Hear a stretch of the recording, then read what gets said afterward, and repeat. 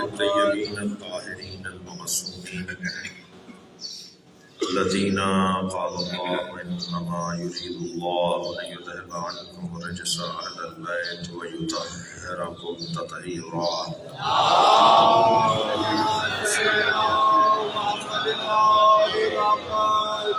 ولعنة الله أجمعين من يوم عذابته إلى قيام يوم الدين. أما بعد، قال الحكيم في القرآن الكريم: بسم الله الرحمن الرحيم. لقد كتبنا في الزبور من بعد الذكر أن الأرض يرثها عبادي الصالحون. صلوات.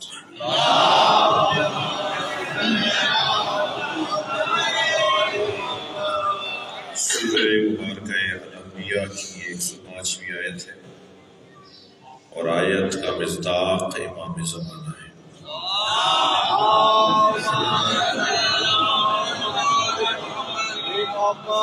میں اور آپ ہم سب امام زمانہ کا نمک کھاتے ہیں، اور نمک حلال ہونے کی ایک دلیل یہ ہے کہ جس کے نمک خوار ہیں اس کے گھر آ کے تو اس کی بات کریں۔ اس وقت ہم امام کے گھر میں بیٹھے اور امام کے بابا کے جوار میں بیٹھے، امام کے جد کے جوار میں بیٹھے، اور ماں کو تو ویسے ہی بچے کی تعریف اچھی لگتی ہے۔ جتنا امام زمانہ کی بات کریں گے اتنا بی بی نرجس ہم سے راضی ہو۔ بی بی نرجس کی خوشنودی کے لیے صلوات۔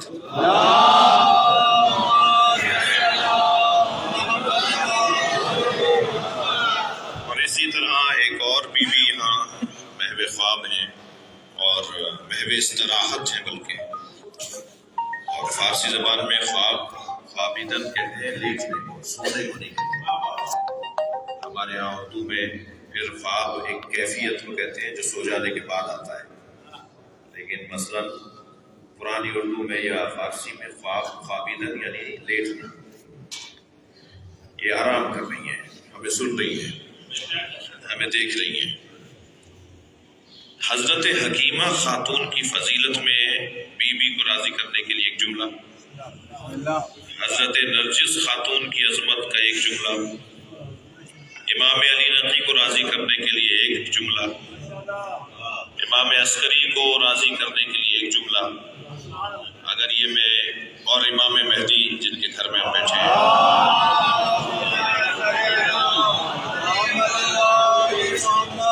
اگر ایک جملہ بھی ان پانچوں ہستیوں کے لیے کہا جائے تو جو وقت طے ہوا ہے میرے لیے اس وقت سے زیادہ وقت درکار ہے۔ حضرت حکیمہ خاتون کی عظمت میں یہ میرے محترم سننے والے مستحضر ہیں، متوجہ ہیں کہ تقریباً 6 مہینے تک دین سمجھانے کی ذمہ داری حکیمہ خاتون کی تھی۔ یعنی میں اگر لفظ اور بہتر کروں کہ اللہ کا پورا دین جس کے ذریعے سے منتقل ہو رہا تھا وہ حضرت حکیمہ خاتون، یعنی امام عسکری کی رحلت کے بعد امام مہدی کی وہ ایام، اوائل کے وہ ایام جو امامت کے ہیں، وہ کس کے ذریعے سے پیغام مل رہا ہے؟ وہ حضرت حکیمہ خاتون کے ذریعے۔ کہتے ہیں، راوی کہتا ہے کہ میں دروازے پر گیا اور میں نے دروازے کو دستک دی تو اندر سے پشت در سے ایک خاتون کی آواز آئی۔ میں نے کہا مجھے اپنے وقت کے امام سے مسئلہ پوچھنا ہے۔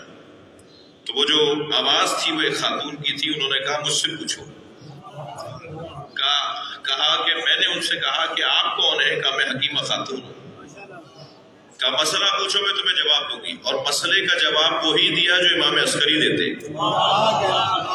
مسئلے کا جواب وہی دیا جو امام معصوم دیتے۔ تو کہتے ہیں کہ میں وہاں سے گیا اور کچھ امام کے چاہنے والے شیعوں سے اور راویوں سے اور اس وقت کے جو شخصیات تھیں ان سے کہا کہ کیا توجہ، کیا اب نام میں لینے سے گریز کر رہا ہوں شخصیات کے، اس لیے نہیں کہ معاذ اللہ کوئی منفی شخصیات ہیں، بلکہ اس لیے کہ ممکن ہے مجھے تقدم و تاخر کا میں شکار ہو جاؤں، لیکن واقعہ اصلی موجود ہے۔ وہ کہتے ہیں کہ میں نے کچھ شخصیات سے جا کے کہا کہ کیا توجہ عظمت حضرت حکیمہ خاتون کا ایک جملہ میں نے عرض کیا کرنا ہے کہ میں نے اپنے ان دوستوں سے کہا کہ کیا اب اللہ کا دین ہمیں عورتوں سے ملے گا؟ تو ان سب نے ایک زبان ہو کر کہا کہ کیا حسین ابن علی کے بعد جناب زینب سے امت نے دین نہیں لیا؟ جو دورانیہ خاص جناب زینب کی کیفیت کا تھا کربلا کے میدان میں کہ دین جناب زینب سے لیا جا رہا تھا، دین کی محافظ جناب زینب، ایسے ہی کچھ دورانیہ کے لیے جناب حکیمہ خاتون دین کی محافظ قرار پائی۔ بی بی حکیمہ خاتون کی عظمت کا ایک اور فقرہ یہ ہے کہ آپ راویہ ہیں امام زمانہ کی ولادت کی۔ کتنا بڑا عنوان ہے عزیزان گرامی۔ لفظ ولادت تو کیونکہ معصوم کے لیے قرآن میں آیا ہے، لہٰذا اس کی خلاف، اس کی مخالفت میں تو نہیں بول سکتا میں، ورنہ تو الزام آ جائے گا انہیں قرآن ہی نہیں آتا شیعوں۔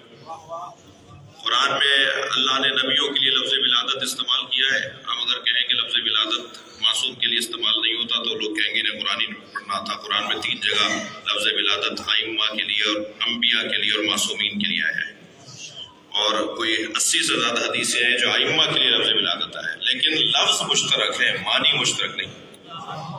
مثلا عالم اللہ بھی ہے، عالم ہمارے مولانا بھی ہیں، ابھی جنہوں نے نماز پڑھائی وہ بھی عالم ہیں، کیا سارے عالم برابر ہیں؟ شہید اللہ نے اپنے آپ کو بھی کہا ہے، مولا علی کو بھی کہا ہے، ہمارے یہاں جو شہید ہوتے ہیں وہ بھی شہید ہیں، تو کیا سارے شہید برابر ہیں؟ تو لفظ مشترک ہے، معنی مشترک نہیں ہے۔ جب ہمارے لیے لفظ ولادت آئے گا تو اس میں نجاست ہے، جب ان کے لیے آئے گا تو طہارت ہے۔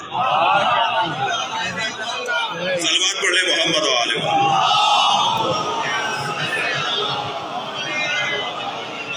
السلام علیہ یوم ولدت، میرے روزے ولادت پر سلام ہو۔ یہ قرآن کیا ہے؟ حضرت یحییٰ کے لیے اور حضرت عیسیٰ کے لیے، جی لہذا لفظ مشترک ہو سکتا ہے، معنی مشترک نہیں ہے۔ توجہ چاہوں گا،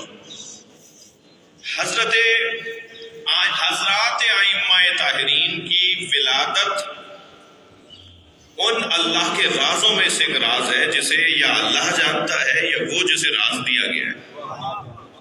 لہذا ہماری یہ وادی نہیں ہے کہ ہم اس وادی میں قدم رکھیں۔ ہمیں اس وادی میں قدم رکھنے سے پہلے سوچنا چاہیے کہ جبریل کے بھی پر جل جاتے ہیں۔ صلوات پڑھ لے محمد و آل محمد۔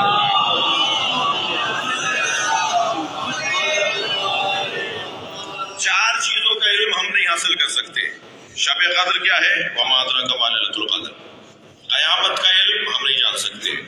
سیدہ کی عظمت ہم نہیں جان سکتے۔ احوال ولادت اہل بیت ہم نہیں جان سکتے۔ اب یہ جملہ سننے کے بعد سنیں، حضرت حکیمہ خاتون فرماتی ہے کہ جب مجھے بلایا گیا کہ میرے ہاں بچے کی آمد ہے تو میں نے کہا کہ نرجس خاتون پہ تو کوئی آثار نہیں ہے جو قریب الولادت بیویوں پر ہوتے ہیں، کوئی آثار نہیں ہے۔ تو امام عسکری نے فرمایا پھوپھی اماں یہ امر الہی ہے، اللہ ہی بہتر جانتا ہے۔ اور اتنی دیر کی گفتگو کر کے جب میں دوبارہ حجرے میں گئی تو بچہ سجدے کی کیفیت میں تھا۔ صلوات امام زمانہ کی ذات پر۔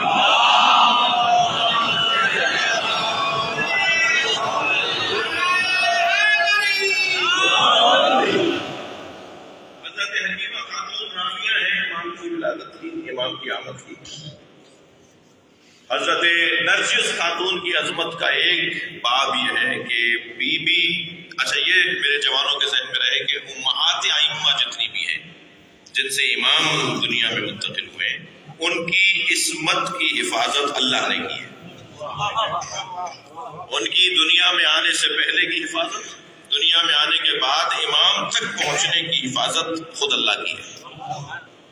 خود حضرت نرجس خاتون مغربی علاقوں سے آ رہی ہیں، آپ آج کی زبان میں کہہ رہے ہیں کہ یورپی علاقوں سے تشریف لا رہی ہیں، اور مختلف مرحلوں میں ان کی حفاظت ہوئی ہے۔ جب کوئی رشتہ آتا تھا تو رشتہ پلٹا دیا جاتا تھا اس لیے کہ یہ کسی اور کی امانت ہے، اور جب یہ ایک چھوٹی سی جنگ ہوئی جس کے نتیجے میں یہ شہزادی تھی، ایک بڑے خاندان کی بیوی تھی، سارا خاندان اسیر ہوا، مرد بھی اسیر ہوئے، عورتیں بھی اسیر ہوئی، ان میں بیوی بھی اسیر ہوئی، اور جب اسارت اسیر کر کے بیوی کو لے کے چلے تو انہیں تو کہیں اور لے کے جا کے فروخت کرنا تھا، اور خریدنے والوں نے ان لوگوں نے کہ جنہوں نے ظلم کیا تھا، مگر رستہ ایسا بنا کہ قافلہ یہاں تک پہنچے، اور ایک منزل پہلے امام نے خط بھیجا بی بی کی خدمت میں، اور امام نے فرمایا کہ اس منزل کے بعد آپ کو یہ منزل ملے گی، اور اس منزل پہ پہنچنے کے بعد آپ کو خریدنے والا فلاں شخص آئے گا جو آپ کے گھر کا نام آپ کو پکارے گا، جو اس بات کی طرف اشارہ ہوگا کہ وہ ہم نے بھیجا ہے۔ اور اس طرح حضرت نرجس خاتون اہل بیت تک پہنچی، اور پھر اہل بیت میں پہنچ کر امام عسکری سے منسوب ہوئی، اور پھر اس گود میں وہ اللہ کا ولی آیا ہے کہ جس کے نام پر کائنات باقی ہے۔ یہ اس بی بی کی عظمت کا باب بڑا حسین باب ہے۔ بات اور آگے بڑھے تو یہاں امام علی نقی علیہ السلام کی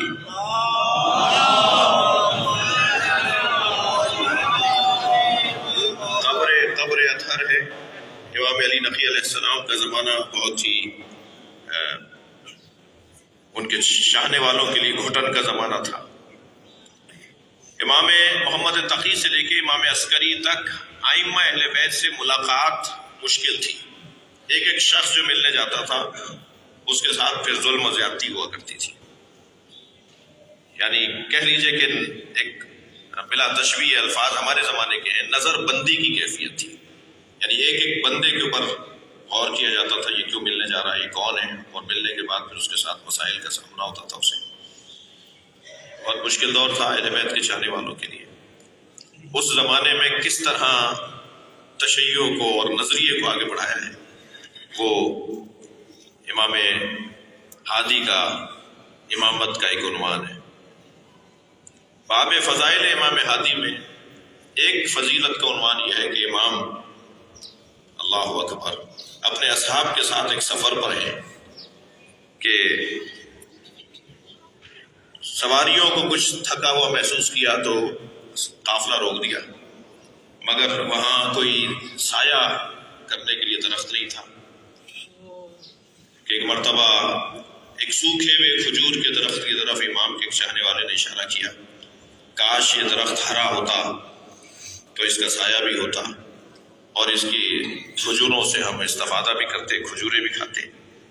امام مسکرائے اور امام اس کے قریب گئے اور درخت پر ہاتھ رکھ کے فرمایا، ہم چاہیں تو یہ درخت ہرا بھی ہو سکتا ہے اور اس میں تازہ کھجوریں بھی نکل سکتی ہیں۔ ابھی امام نے اپنا ہاتھ ہٹایا نہیں تھا کہ درخت ہرا بھرا ہونا شروع ہو گیا اور اس میں تازہ کھجوریں نکلنا شروع ہو گئی، اور وہاں موجود امام کے چاہنے والوں نے اسے ہلایا، درخت سے کھجوریں گرنا شروع ہوئیں، انہوں نے کھجوریں تناول کی۔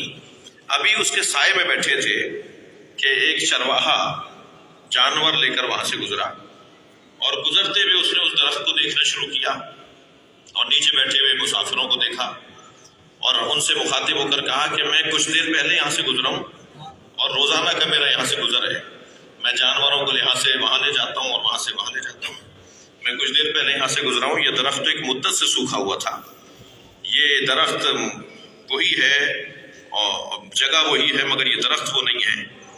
تو چاہنے والے نے آواز دی کہ ہمارے امام ہمارے ساتھ ہیں، انہوں نے معجزہ دکھایا ہے۔ تو کہنے لگا یہ معجزہ نہیں ہے، یہ جادو ہے۔ تو جیسے ہی اس نے کہا نا یہ معجزہ نہیں ہے، جادو ہے، تو امام نے فرمایا کہ جو ناقہ صالح کی توہین کرے وہ بھی عذاب الہی سے نہیں بچتا، اور میں ناقہ صالح سے کم نہیں ہوں۔ ناقہ صالح سے ہمارا کوئی مقایسہ نہیں ہے۔ جب ناقہ صالح کی توہین کرنے والا عذاب الہی سے نہیں بچتا تو ہماری توہین کرنے والے پر بھی اللہ کا عذاب آئے گا۔ یہ کہہ کر امام نے فرمایا کہ تو بکریوں کے درمیان، اس نجس جانور کی طرف اشارہ کیا، وہ کیسے درمیان میں آ گیا، اور ایک مرتبہ اس کی حیت تبدیل ہونا شروع ہو گئی، اور یہاں تک کہ ایک مرحلہ ایسا آیا کہ اس نے پھر ایک اور جگہ پر جا کر امام سے معافی مانگی ہے اور امام نے پھر ارادہ کیا اور پھر وہ دوبارہ انسان بنا ہے۔ اچھا یہ تھوڑا سا آپ نے ذرا چپ ہو کے سنائی ہے، اس لیے کہ معمولاً مزاج سے ہٹ کر جو بات ہو رہی ہو تو اس کے اندر تھوڑی سی تحقیق بڑھ جاتی ہے۔ میں اپنے سہارے کے لیے آپ کو تو کیا سہارا دوں گا، میں اپنے سہارے کے لیے امام حسن مجتبیٰ کو جب دربار میں بلایا گیا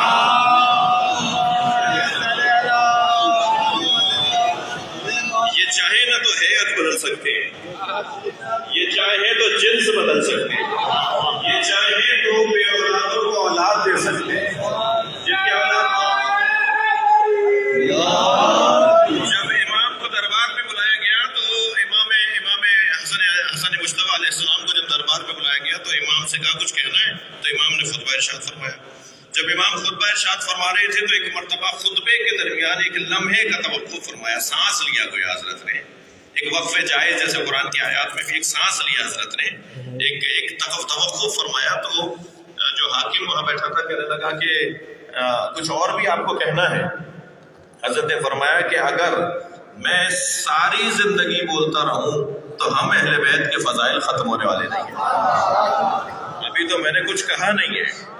یہ کہہ کر امام نے اسے دیکھا اور فرمایا لو شئتو، اب وہ جملہ جو امام علی نقی کا آپ نے سنا، اب امام حسن کا سن لیجئے۔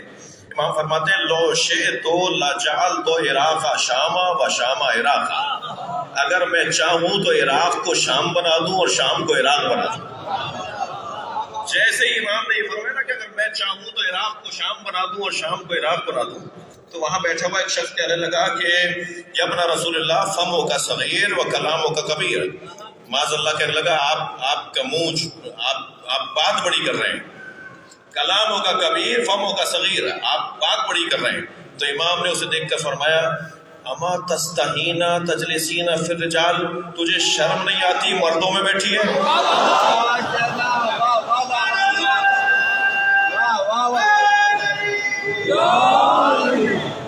ایک لفظ استعمال ہوتا ہے ولایت تکوینی، یعنی ہم عقیدہ رکھتے ہیں کہ ائمہ اہل بیت کائنات میں تصرف کر سکتے ہیں۔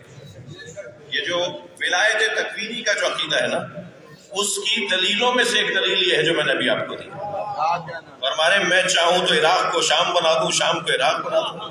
اور جب اعتراض کیا تو حضرت فرمایا تجھے شرم نہیں آ رہی، تو مردوں میں بیٹھی ہے؟ تو اس کی حیت تبدیل ہونا شروع ہوئی، وہ مرد تھا عورت ہو گئی، اور جب جانے لگی نا تو حضرت نے فرمایا تیرا شوہر اب خاتون، تیری بیوی اب عورت بن گئی ہے، اور اب تیری نسل میں خنثی پیدا ہوں گے۔ تصرف، صلوات پڑھ لیں عظمت اہل بیت۔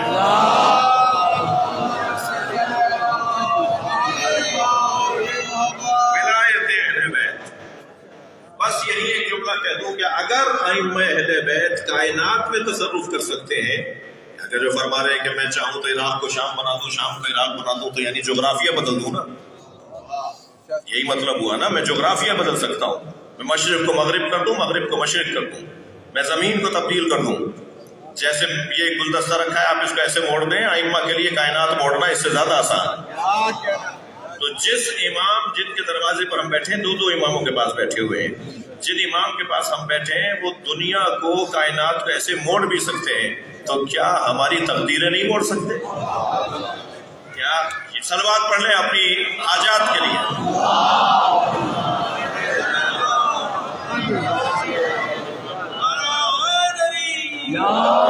بس آخری نقطہ اور وہ آیت کا ترجمہ، لقد كتبنا في الزبور من بعد الذکر ان الارض يرثها عبادی الصالحون، بتحقیق ہم نے زبور میں، تورات میں، اور تیسری آیت قرآن میں لقد كتبنا في الزبور من بعد الذکر، زبور میں لکھ دیا، ذکر یعنی تورات میں لکھ دیا، اور قرآن کی آیت ہے سورہ انبیاء کی 105ویں آیت ہے، یعنی قرآن میں بھی لکھ دیا۔ تین جگہ ہم نے لکھ دیا کہ ان الارض یرثها عبادی الصالحون، یہ زمین، اس کی وراثت ہمارے نیک اور صالح بندوں کی ہے اور رہے گی۔ ایک مفتی صاحب مجھ سے کہنے لگے کہ آپ کے ہاں شیعوں کے ہاں شرک ہوتا ہے۔ میں نے کہا جی کیا ہوتا ہے بتا دیجئے، میں ذرا سمجھا دوں جا کے۔ کہنے لگے کہ آپ کے ہاں گاڑیوں پر، آفسوں میں، اداروں میں، گھروں میں تغرا لگایا جاتا ہے علی وارث۔ تو میں نے کہا جی کیا پریشانی ہے؟ کہنے لگے اللہ وارث ہے۔ میں نے کہا اللہ کے وارث ہونے پہ تو کوئی عیب اور ریب اور کوئی شک ہی نہیں ہے، یعنی اللہ کے وارث ہونے پہ تو کوئی شک ہی نہیں ہے، مگر علی وارث ہے، اس پہ کیا اعتراض ہے؟ کہنے لگے شرک ہو رہا ہے، اللہ وارث ہے تو پھر علی وارث کیسے؟ تو میں نے کہا حضور سورہ مبارکہ انبیاء کی 105ویں آیت آپ کو یاد ہے؟ کہ اللہ پورا قرآن یاد ہے؟ میں نے کہا جی یہ آیت سنا دیجیے، تو انہوں نے یہی آیت سنا دی جو میں نے آپ کو سنائی. لقد کتبنا فی الزبور من بعد الذکر، تورات، زبور، انجیل، قرآن میں ہم نے لکھ دیا ہے کہ زمین کے وارث ہمارے نیک اور صالح بندے ہیں. میں نے کہا آپ سے ایک علی وارث سمجھ میں نہیں آ رہا تھا، ہم 12 کو وارث مانتے ہیں، ہم 14 کو وارث مانتے ہیں. صلوات پڑھ لیں محمد و آل محمد.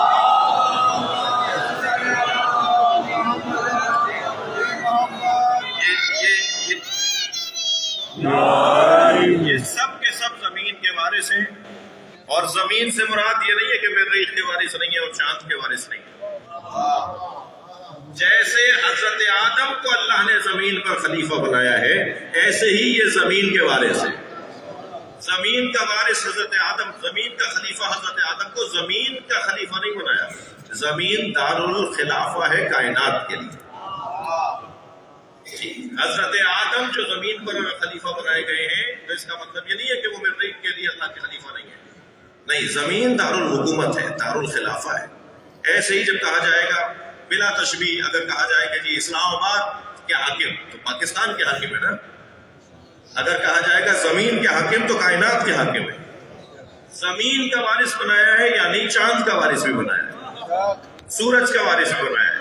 اچھا، اگر کسی کو سمجھ میں نہیں آ رہا کہ یہ تو زمین کے وارث ہیں، چاند سورج کے کیسے ہیں، تو چاند کو 2 ٹکڑوں میں تقسیم کر کے بتایا کہ ہم وارث ہیں، سورج کو پلٹا کے بتایا کہ ہم وارث ہیں.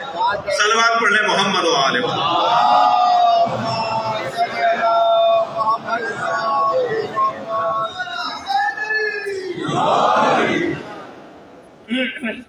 دسترخوان بہت وسیع ہے. صرف اور صرف اگر کسی ایک امام معصوم، امام عسکری کو عسکری کیوں کہا جاتا ہے؟ عسکری صاحب لشکر کو کہا جاتا ہے. عسکر کہتے ہیں لشکر. معتصم باللہ نے جب حضرت کو اپنا لشکر دکھایا، وہ پریڈ کر رہا تھا لشکر، وہ دستے پہ دستے آ رہے تھے، اور امام کے سامنے امام کو لا کے کھڑا کیا اور کہا دیکھو میرے پاس اتنا لشکر ہے. تو جیسے ہی اس نے کہا نا میرے پاس اتنا لشکر ہے، تو امام نے آسمان کی طرف دیکھ کر فرمایا میرے پاس اتنا لشکر ہے. جب اس نے آسمان کی طرف دیکھا تو آسمان پر انگنت فرشتے تھے جو اسلحہ لیے کھڑے تھے. فرمایا تمہارے جو لشکری ہیں نا، تمہارے جو سپاہی ہیں وہ تمہارے جیسے ہیں، اور میرا سپاہی جو ہے وہ اللہ کا فرشتہ ہے. امام نے ایک لمحے کے اندر اللہ کے فرشتے دکھائے کہ جو رزمی لباس میں تھے اور سپاہیوں کے لباس میں تھے.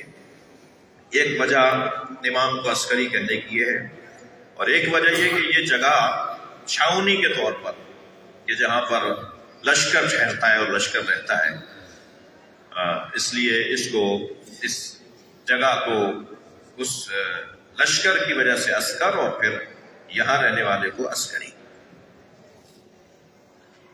اور یہ سامرہ، سرہ، سرہ منرہ یا سرہ منرہ، اس کو پورا لفظ، پورا جملہ یہ ہے: شادمان ہوا، خوش ہوا، من راہ، جس نے دیکھا.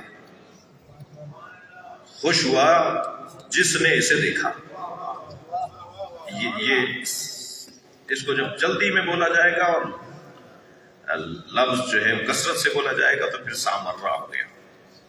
یعنی یہاں آنے والا خوش ہوتا ہے، یہاں آنے والا گویا اپنے وقت کے امام کے گھر میں آ گیا ہے، یہاں آنے والا اپنے امام کے شاندار گھر میں بیٹھا ہے. حق ہے کہ ان گھروں کو شان سے بنایا جائے، سونے کے دروازے لگائے جائیں، وائٹ گولڈ اور جواہرات اور ہیرے لگائے جائیں، شان سے دروازے ہوں. اس لیے کہ قرآن سورہ مبارکہ نور کی 36ویں آیت کا حکم یہ ہے کہ جن گھروں میں اللہ کا ذکر ہوتا ہے ان گھروں کو تعمیر کرو. تو اللہ کا ذکر جن گھروں میں ہوتا ہے انہیں تعمیر کرنا یہ حکم قرآن ہے. یہ سوال نہیں ہوگا کہ اس ملک میں تو ہزاروں یتیم رہتے ہیں اور امام عسکری کے مزار پہ اتنا سونا لگا ہوا ہے. اپنے وطن میں یہ سوال نہیں ہوگا کہ امام حسین کے نیاز تو اتنی زیادہ کرتے ہو اور تمہارے شہر میں بڑی بیوائیں رہتی ہیں، بہت یتیم رہتے ہیں. میں وہاں بھی ایک جملہ کہتا آیا ہوں، یہاں بھی تکرار کر رہا ہوں کہ نظام اہل بیت کو مضبوط بناؤ، اہل بیت کے گھر کو شاندار بناؤ، حسین یتیم خود پال دیں گے۔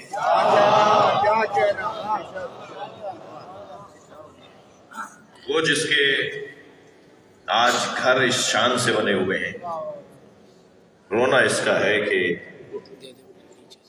ایک وقت ایسا بھی گزرا کہ اس کی بچی کے دامن میں آگ لگی تھی، ایک وقت ایسا بھی گزرا کہ اس کے خیمے کو آگ لگائی گئی، ایک وقت ایسا بھی گزرا کہ ان خیموں کے درمیان بیویاں تھیں جو اپنی جان کی اور اپنے بچوں کی حفاظت میں ایک خیمے سے دوسرے خیمے میں جا رہی تھی۔ راوی کہتا ہے کہ میں نے دیکھا ایک بیوی ہے جو جلتے ہوئے خیمے سے ٹکراتی ہے اور اس کی چوب اسے روک دیتی ہے، پھر وہ دوسری طرف سے رستہ بنا کر چاہتی ہے جلتے ہوئے خیمے میں چلی جائے۔ میں نے قریب جا کر کہا کہ تمہیں نظر نہیں آتا آگے آگ جل رہی ہے؟ تو اس بیوی نے مڑ کر کہا، اے شیخ، اس خیمے میں ہمارا ایک بیمار رہ گیا ہے جو اپنے پیروں سے چل کے نہیں آ سکتا۔ اور وہ بیوی جلتے ہوئے خیمے میں چلی گئی اور اپنی پشت پر اپنے بھتیجے زین العابدین کو اٹھا کے لائی۔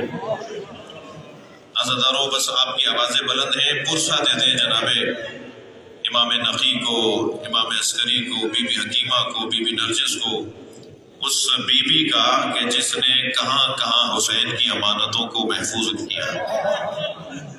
ان بیویوں سے کہوں گا، بی بی آپ کا مقام بہت بلند ہے، مگر زینب زینب ہے، بڑا دکھ دیکھا یعنی کہ بیٹی زینب نے۔ وہ مشکل، وہ مرحلہ کتنا سخت تھا کہ جب شام کے بازار سے گزاری جا رہی تھی، چھتوں سے انگارے پھینکے جا رہے تھے، چھتوں سے پتھر پھینکے جا رہے تھے، تو ایک ایسا مرحلہ بھی آیا کہ جب دربار شام میں بی بی کو داخل کیا جانے لگا۔ عزادارو، آپ رو رہے ہیں، بعض اوقات ایک جملہ رونے کے لیے کافی ہوتا ہے۔ اسی کربلا میں جہاں ہمارا قیام ہے نا، حرم امام حسین میں آیت اللہ شیرازی ایک جملے پر چیخ مار کے روئے، 3 گھنٹے بے ہوش رہے، اور وہ جملہ یہ تھا کہ زینب کو دربار میں لایا جائے۔ ذاکر نے پڑھا، زینب کو دربار میں لایا جائے۔ بعض جملے رونے کے لیے بہت ہوتے ہیں۔ میں ایک جگہ مجلس پڑھ کر باہر آیا تو ایک روتا ہوا عزادار مجھ سے کہنے لگا، آج آپ نے مصائب کم پڑھے۔ تو میں نے کہا، بھائی کیا یہ کم مصائب ہے کہ حسین گھوڑے سے گر گئے؟ کوئی نہیں تھا جو نبی زادے کو سہارا دیتا۔ ذوالجلال نے گھٹنے ٹیک دیے تھے کہ حسین کو تکلیف کم سے کم ہو۔ یہ سخت مصائب کے جملے، وہ مرحلہ جب جناب زینب کو دربار میں لایا گیا نا، اس وقت میں شمر کو آواز دے کر کہا گیا، شمر ذرا کربلا کی گزارش سناؤ۔ بس یہ روایت سنیے، آپ کی آنکھوں میں آنسو ہیں، اللہ آپ کو اجر و ثواب عطا فرمائے۔ شمر کربلا کی گزارش سناؤ۔ شمر نے کہا، اے امیر، ہم نے کربلا میں حسین کو گھیر کے مارا، پیاسا کر کے مارا، بھوکا کر کے مارا، حسین کے جوانوں کو مارا، حسین کا عباس بھی ہم نے مار دیا، حسین کا علی اکبر بھی ہم نے مار دیا۔ جیسے ہی شمر کہتا ہوا آیا نا کہ ہم نے پھر آخر میں حسین کو مار دیا، تو بیویوں کے حلقے سے جناب زینب کی آواز آئی، اور بیوی کی آواز یہ تھی، اسکت ایھا الکاذب ابن الکاذب، خاموش جھوٹے کی اولاد۔ سب نے مڑ کر دیکھا، کہا یہ کون ہے جو یہ آواز دے رہی ہے؟ کیا یہ حسین کی بہن زینب ہے؟ یہ حسین کی بہن زینب ہے۔ اپنی آوازوں کو آزاد کریں گے، میں بس یہ روایت سناؤں گا۔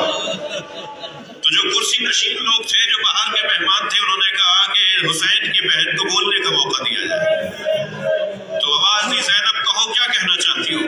جناب زینب نے بیویوں کے حلقے سے کہا کہ یہ جھوٹ بول رہا ہے، یہ جھوٹ کہہ رہا ہے، میرے بھائی نے انا آخر حسین لا یترک فی الکوفہ الا وفیہا باکن و باکیہ، میرے بھائی حسین نے کوفے میں کوئی گھر نہیں چھوڑا جہاں میت نہ بھیجی ہو۔ میرے پیاسے بھائی نے، میرے غریب بھائی نے اتنے بڑے لشکر میں ہر گھر میں ایک میت بھیجی ہے، اس کے باوجود کہ میرا تنہا بھائی تھا۔ سب نے کہا، شمر کیا کہہ رہی ہے یہ بیوی؟ کہا یہ سچ کہہ رہی ہے، حسین دل پر دل باندھ کر آئے تھے، ہم نے علی اکبر مارا، ان کا دوسرا دل جوان ہو گیا، ہم نے عباس مارا، ان کا دوسرا دل جوان ہو گیا، ہم نے ان کا قاسم مارا، ان کا دوسرا دل جوان ہو گیا، ہم نے آخر میں ان کا علی اصغر مارا، ان کا پھر دل جوان دشمن کے جملے ہیں. حسین دل پر دل باندھ کر آئے تھے اور آخر میں ہم نے حسین کو گھیر کر مارا، مگر خنجر بھی چل رہا تھا تو وہ اللہ کا شکر ادا کر رہے تھے. ان کی زبان پر کوئی پریشانی کا جملہ نہیں تھا. تو ایک مرتبہ پھر یزید کی آواز آئی، آخری جملہ کہہ رہا ہوں، یزید کی آواز آئی، زینب بتاؤ سب سے بڑی مصیبت تم نے کیا دیکھی؟ عجب نہیں سوچ رہا ہو، چاہتا ہو کہ بی بی کہے گی علی اکبر کی شہادت، عجب نہیں سوچ رہا ہو کہ بی بی کہے گی حسین کی شہادت. کہنے لگا زینب بتاؤ سب سے بڑی مصیبت تم نے کربلا میں کیا دیکھی؟ سب سے بڑی مصیبت اس واقعے میں تم میں کیا گزری؟ تو جناب زینب کی آواز سنیے، بی بی فرماتی ہے زینب پر سب سے بڑی مصیبت یہ ہے کہ تو جیسے سے بات کر رہی ہے. کہاں علی کی بیٹی، کہاں یزید سے محو کلام.